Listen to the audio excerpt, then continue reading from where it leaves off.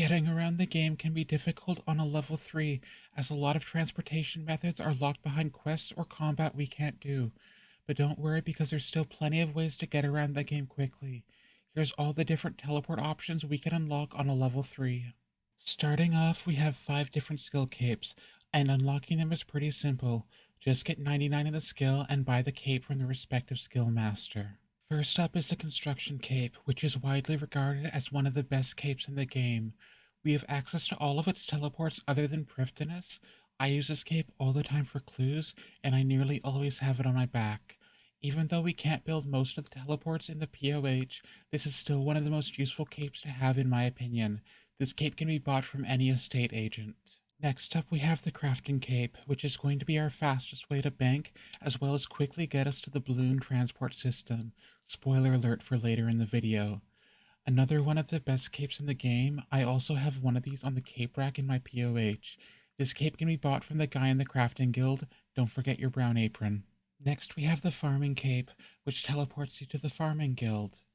This is another really quick way to access a bank, and the cape also increases the yield of herbs, so it's a super useful one to rush, especially if you're farming belladonna, as the boost will increase the possible yield. It can be bought from Marvin the Master Farmer. Next up with the Fishing Cape, which takes you to the Fishing Guild, as well as Otto's Grotto. There's only 2 teleport items in this video I haven't unlocked yet, and this is one of them. Cut me some slack, I'm working on it. One reason I really want this cape is for the medium and hard clue steps where you talk to Otto. You can buy this cape from the Master Fisher in the Fishing Guild. And the only other one I don't have unlocked is the Hunter Cape, though I'm getting close on this one. The cape gives you 5 teleports a day to the Felled Hills Hunter area or to Black Chinchompas in the wilderness, and you can speak to Guildmaster Apatura to get infinite teleports to the Hunter Guild, which is slightly closer than the Quetzal Whistle, another video spoiler, if you're hunting the Quetzal pet. Couldn't be me. You can get this cape from the hunting expert in Feldip Hills. Those are all the skill capes with tellies we can use. Up next is a few achievement diaries. It would take too long for this video to explain every step for each diary, but I do have a video in the works where I do go through and walk you through all the possible achievement diaries. The 2 achievement diary items with teleports we can access are Rada's Blessing and the Artie Cloak. Both are obtained by completing the easy tier of their respective diary. Rada's Blessing takes you to the Kuran Woodlands, which is a great way to get to the Woodcutting Guild or to the railway system. The Artie Cloak takes you to the Kandran Monastery, which is super great for a few clue steps, as well as getting to Artie before you complete Plague City and unlock the ability to use Artie teletabs, unless you're on an iron. Speaking of Plague City, there's a few quests that unlock teleports for you.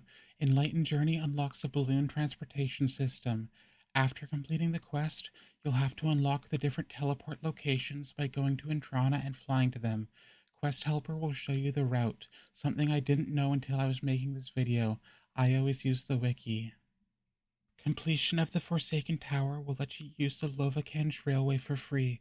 Technically, you no longer need to unlock the railway to use it, but getting to use it for free is always nice. And arguably not a teleport, but completion of Bon Voyage will unlock the boat to take you to Fossil Island. Now, you're probably already aware of minigame teleports, but there's a few that you need to unlock. Mostly they're pretty simple. For Barbasalt, you just have to sit through the tutorial, though I'm pretty sure now you can just tell the guy you want to skip the tutorial, and that's good enough for him. For Blast Furnace, you just need to start the quest to the Giant Dwarf.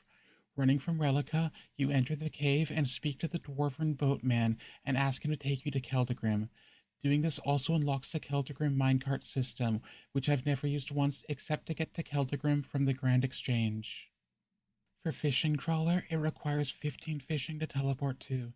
This is another super useful one for a few clue steps. For Giant's Foundry, it requires completion of the quest Sleeping Giants. Guardians of the Rift requires you to complete the quest Temple of the Eye and speak to the Entrance Guardian.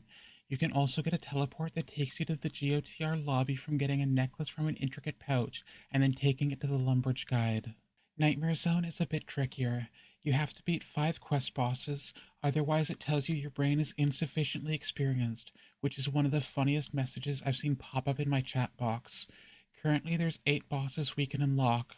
The Trapped Soul from Ascent to Arceus, Corsair Trader from Corsair Curse, Sand Snake from the Depths of Despair, the Headless Beast from Getting Ahead, Slegalith from One Small Favor, Nazastarul from Shiloh Village, Tree Spirit from Lost City, and the Giant Scarab from Contract.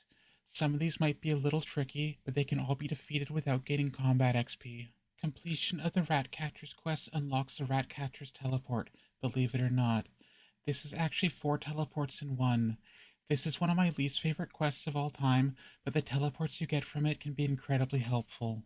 And the Tithe Farm teleport requires you to have 34 farming and to have entered the minigame at least once. That's all the minigame ones, so let's move on to the teleport items we can unlock. My personal favorite one is the Slayer Rings, which most people wouldn't expect to be able to unlock on a skiller. I have a guide coming out soon where I break down Wildy Slayer in simple terms, but the core concept is you get a task from Mommy Cristelia and then complete it on an alt account while you get the last hit with a Cursed Goblin Hammer.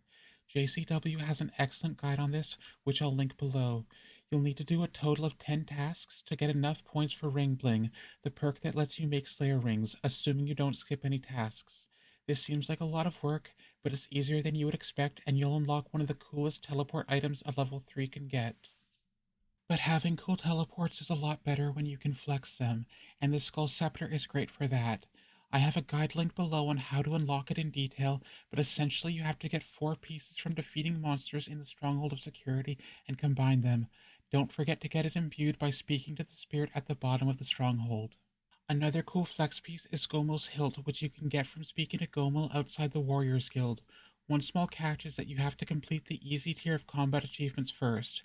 There's a bunch of them we can do, so you'll have to scroll through the list and find the ones, but generally speaking, one of the best ways to get some easy CA points is by asking some friends to let you leech in a few Cox raids.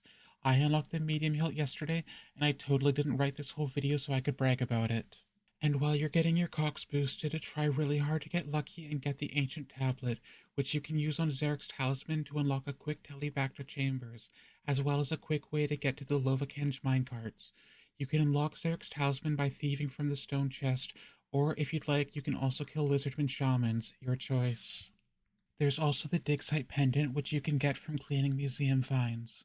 Once you find it, the museum guy will teach you how to use the enchantment spell, which we obviously can't use, but we can go to the GE, purchase the enchant ruby tabs, and use them on the ruby necklace. Unless you're an iron, in which case you're running to Fossil Island from the Earth Altar. Once you've unlocked the dig site pendant, don't forget to go to the house on the hill to unlock the other teleportation option, as well as run around the island to the mushrooms to unlock the mycelium transportation system. And as promised earlier, there's the Quetzal Whistle, which takes you to the Hunter Guild, as well as the Quetzal, which lets you fly around Varlamore, though you'll have to build some landing perches first, using limestone, Quetzal feed, and soft clay. You get the basic whistle blueprints by completing 10 Hunter Rumors. Further upgrades can be obtained by doing Hunter Rumors and opening the sacks, or can be purchased off the Grand Exchange. Now, not everyone can buy things off the Grand Exchange, so here's a few things that Irons can unlock that other players can purchase. The Ring of Elements is bought from Guardians of the Rift store for 400 pearls and teleports you to each of the 4 elemental altars, an incredibly useful teleport to unlock. You can get a glory from catching dragon implings, and while it will be uncharged, it can be mounted in your player-owned house and used there. And you can obtain the Pharaoh's Scepter from Pyramid Plunder, which is a great way to get back to Pyramid Plunder. A few final notes. The jewelry box isn't really an unlock per se, but it feels like an unlock, so I figured I'd include it. Probably the most useful part of a skiller's POH, you unlock this at 91 construction. It's on here as an honorable mention. And we're also able to unlock the Cardist Memoirs, but recharging it gives magic XP, so make sure not to do that. Thank you so much for watching. I really hope you found this video helpful. Good luck with your gaming, and I am very proud of you.